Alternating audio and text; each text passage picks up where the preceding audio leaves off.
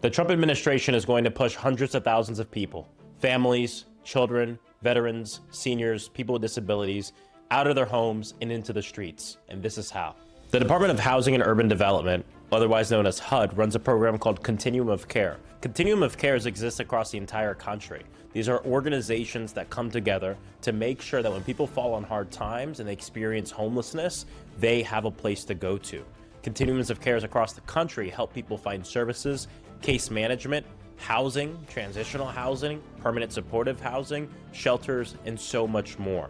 They're such an important part of our community, and I'm proud of our Continuum of Care in Orlando. Places like the Homeless Services Network, Christian Services Center, Good Samaritan, and different organizations that do essential work for our people. Instead of focusing on these programs and actually giving more funding to help with the housing crisis, the Trump administration just announced that they are going to be making a massive change, not renewing certain contracts and putting in new rules that are meant to completely get rid of a policy called Housing First. We know that Housing First policies across the country work at helping get people off of the streets and out of homelessness and into a home. But they want to take money away from these programs to put it towards more punitive punishment. This means valuing handcuffs over housing. And it's important that we realize that HUD's job is to make sure that people have a roof over their heads. The administration's new decision will take hundreds of thousands of people out of their homes and literally throw them on the streets, all while putting forth a superficial program that is meant to curb homelessness,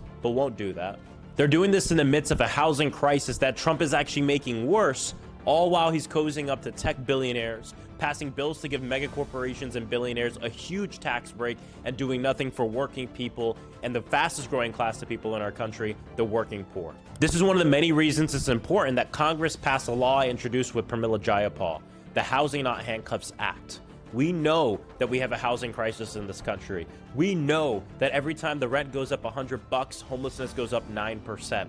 And we know that our country has the resources to do something about it. I'm calling on the administration to stop these reckless changes to the continuum of care, continue to fund the current grants, and do even more to fix the housing crisis our communities are facing.